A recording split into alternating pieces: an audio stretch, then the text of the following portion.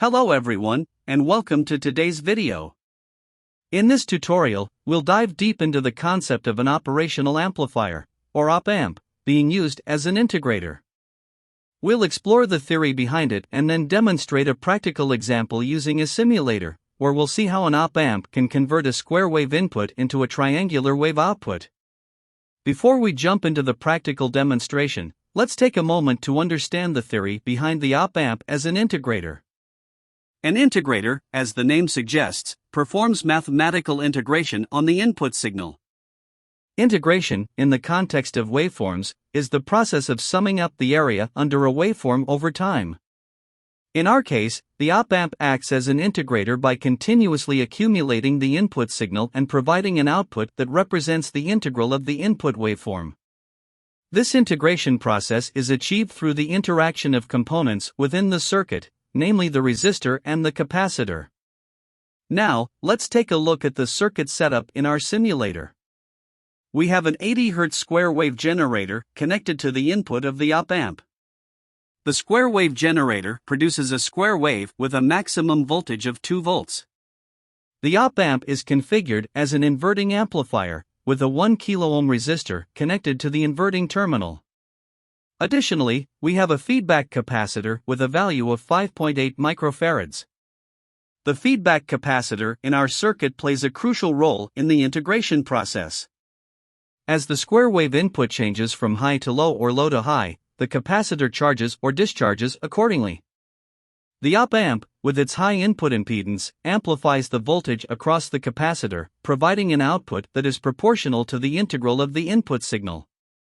During the positive phase of the square wave, where the input is high, the capacitor starts charging through the resistor.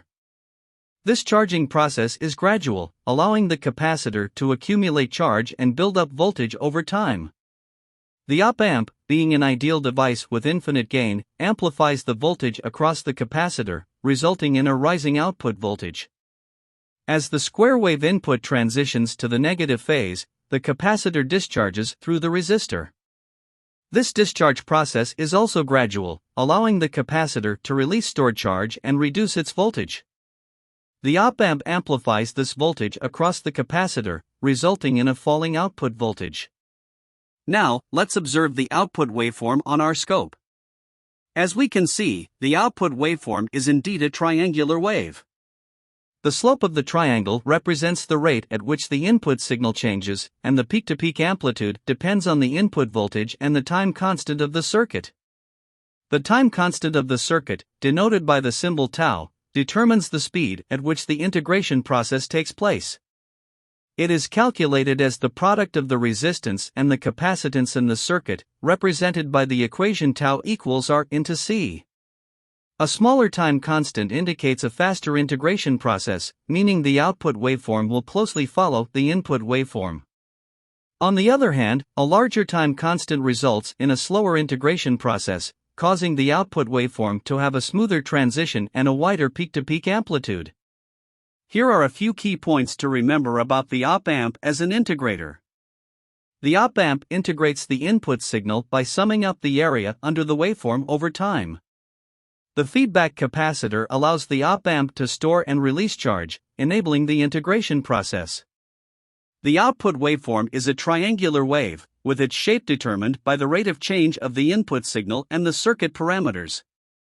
The time constant of the circuit, determined by the resistor and capacitor values, affects the speed of integration and the amplitude of the output waveform.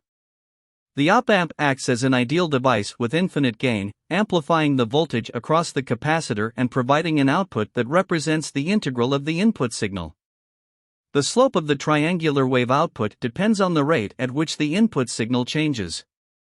A steeper slope indicates a faster rate of change in the input signal, while a gentler slope corresponds to a slower rate of change.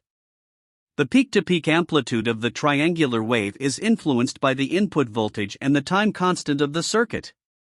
A larger input voltage or a longer time constant leads to a wider peak-to-peak amplitude. The integration process in the op-amp occurs continuously, allowing for real-time transformation of the input waveform into its integrated form. That concludes our exploration of the op-amp as an integrator. We've examined the theory behind its operation and demonstrated a practical example using a simulator. By integrating the input signal, the op-amp converts a square wave into a triangular wave, with the shape and characteristics determined by the rate of change of the input signal and the circuit parameters. Understanding the principles of op-amp integration opens up possibilities for various applications in signal processing, waveform shaping, and more. Thank you for joining me in this video. I hope you found it informative and useful in understanding the concept of op-amp integration. If you have any questions or would like to see more videos on related topics, please leave a comment below. Remember to subscribe to our channel for more educational content, and don't forget to like this video if you found it helpful. Stay curious and keep exploring. See you in the next video.